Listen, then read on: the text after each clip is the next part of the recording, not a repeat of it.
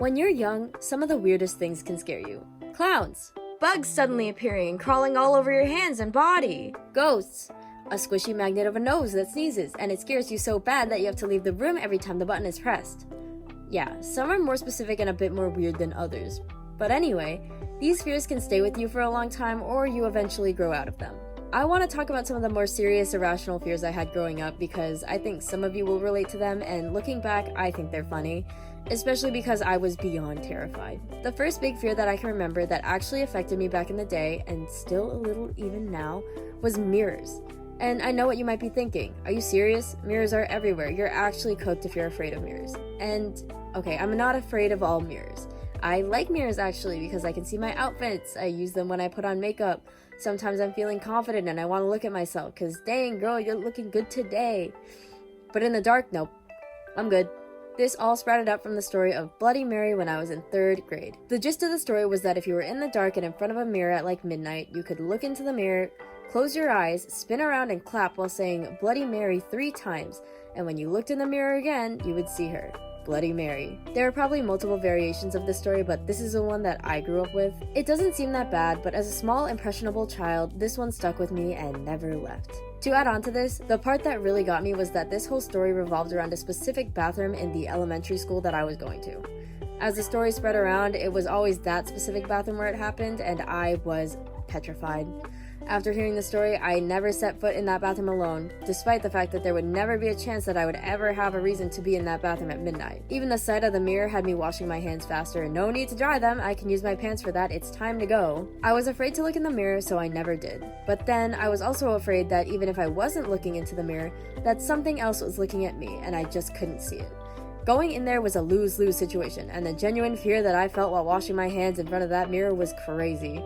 For some reason, my brain just thinks that there's something there looking at me. And even though the fear is irrational, the idea of seeing some horrible entity in a mirror where I'm supposed to see myself has not left me since middle school. So anyway, yeah, I hate mirrors. I still get the heebie-jeebies when I get up from my doom scrolling at night to use the bathroom one last time before bed. Anyway, a second big fear of mine that arose in my childhood is relatively common, I think. I think a lot of people see dolls and just like, yeah, no thanks. I mean, there's a good lot of horror movies made about these, so obviously I'm not that crazy for this one. I don't remember the exact age I was when this developed, but the story went a little something like this.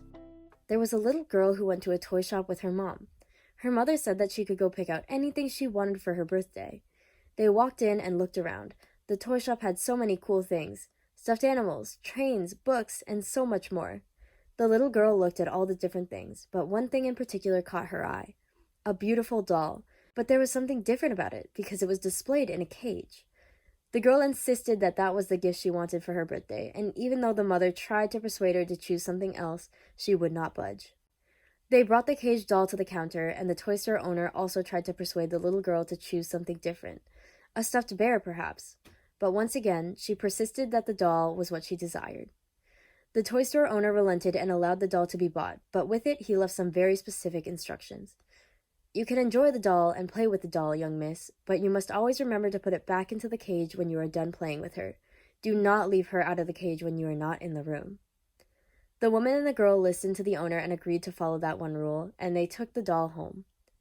Right when she arrived, the girl took the doll out of the cage. She played with the doll, had tea parties, and danced. It was delightful. She loved the doll so much. When she was called for a snack, the little girl put the doll in the cage and locked it, and when she was done with her snack, she returned, opened the cage, and resumed her playing. She was called again later as a friend was coming over. She once again locked the doll back in its cage and went out to play. When her friend left, she went back inside to play with the doll again. And she did play until, "Your father is home, dear. It's time for dinner." The little girl got up from her spot on the floor and ran to see her father. Together the family ate and talked, and after the dinner was finished, they had a lovely birthday cake. At the end of the night, the parents put the little girl to bed. In her room sat the empty cage. Her mother noticed, but what could a doll really do? Ghosts were, of course, a creature of fiction. The doll was nowhere to be seen. The little girl went to bed, and her parents as well. Everyone slept soundly that night. The next morning when the parents went in to wake the girl up, she was nowhere to be found, and neither was the doll. All that was left was a single finger in a cage where the doll used to sit. The end. Thinking about it now, it doesn't seem that bad or like that scary, but back then this story had me in a chokehold and the absolute worst kind. It's actually been so long since I've recalled this story that I don't know how accurate this is, but either way, after hearing it, GG, it's over. All the dolls in the house, gone. At night, I would look at them on the shelf and on the dresser and nope. Mother, please take these out of my room. I do not want them anywhere near me. Thank you. All of the dolls I own spent the next good couple of years under my parents' bed. And while I didn't want them in my room, the idea that they would be mad at me for leaving them there forever was also a thought on my mind. But anyway, if I can't see it, it's not there to hurt me. So yeah, I'm immortalizing the source of my childhood fears for you guys. Hopefully it's not too scary, but given that I was like 7 to 10-ish, I think, when I heard these stories, well, it shouldn't be that bad now, I hope. Either way, dolls in general can be pretty creepy. Like, I don't know if you've ever seen pictures of broken baby dolls before, but those are terrifying. Not to mention, most dolls in general, if they're not like super cutie or something, have this eerie feel to them. I assume most of you have heard of the Uncanny Valley, and I think dolls are a real good example of this. If you don't know what that is, it's basically this. Yeah, and looking at this definition, I think you can see how dolls fit the bill exactly, especially if you're looking at dolls that were made before people knew how to make them not creepy. You can just tell how they tried to make the essence of a human, but they just went so wrong, or kind of just did not have the knowledge or skills to do so. Other things that fall under the Uncanny Valley umbrella are like humanoid robots. I don't know if mannequins fall under this, but they're also creepy AF in my opinion. I don't know what side of TikTok y'all are on, but I happened to lay a brick that led to Uncanny Valley makeup trend on my For You page, and that was also delightful. Anyway, I'm not trying to traumatize anyone with my videos, so feel free to look up horror movie dolls or haunted dolls and you'll see.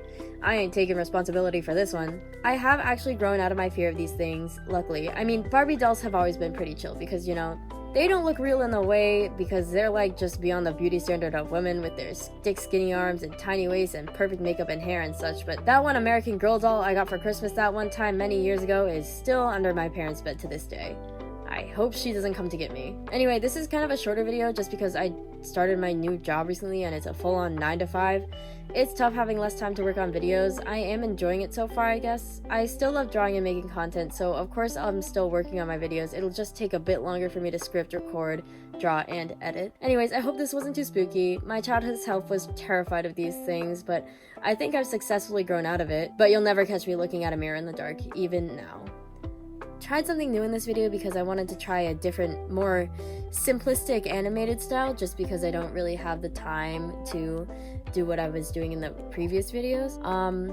It's a little more entertaining, I think, and honestly, I kind of am having fun with the animation bit, but you guys can let me know what you think. Sorry, it's kind of weird because the style changed like really weirdly in the first half into the second half, and then it's kind of, this video is all over the place because I was experimenting. But anyway, thanks for watching. I hope you like it, and bye.